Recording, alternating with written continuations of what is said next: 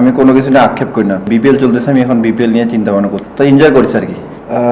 আসলে বাইরে বসে থাকা মানে টিম কম্বিনেশনের জন্য বাইরে ছিলাম, তো আমার অতটা লাগে নাই যে আনকমফোর্টেবল। আমি ভাবছি যে টিমের জন্য যা দরকার তাই হবে। না, কোনো কিছু বলেনি, জাস্ট বলছে টিম কম্বিনেশনের জন্য, আর কিছু না।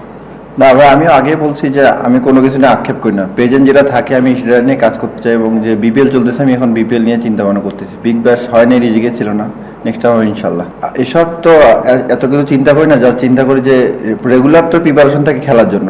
যদি টিম কম্বিনেশনের জন্য না খেলি সেটা তো আমার হাতে নেই, তো রেডি থাকি সবসময় খেলার জন্য। আসলে অ্যাজ এ বলার হিসাবে তো বাউন্ডারি ডিউ এসব চিন্তা করলে হবে না, জাস্ট ডেলিভারি করতে হবে নিজের সেরাটা। তো চেষ্টা করছিলাম যে টিম কিভাবে কি ডিমান্ড করে, তো ওটা দেওয়ার চেষ্টা করছি। না ভাই, গ্যালারি ভর্তি দর্শক থাকলে যেটা অপোনেন্ট থাকবে আর আমাদের ফরে থাকতো ভালো লাগে আর কি, তো এনজয় করছি আর কি। বিপক্ষে থাকলে বেশি ভালো লাগে, যে দুই একটা যদি ব্রেক থ্রু বা উইকেট আসা যায় তাহলে পুরো গ্যালারি একদম চুপ হয়ে থাকে, তো এই দিক থেকে এনজয় করছি আর কি। এটা কোচ আর ক্যাপ্টেনকে বললে মনে হয় ভালো হবে।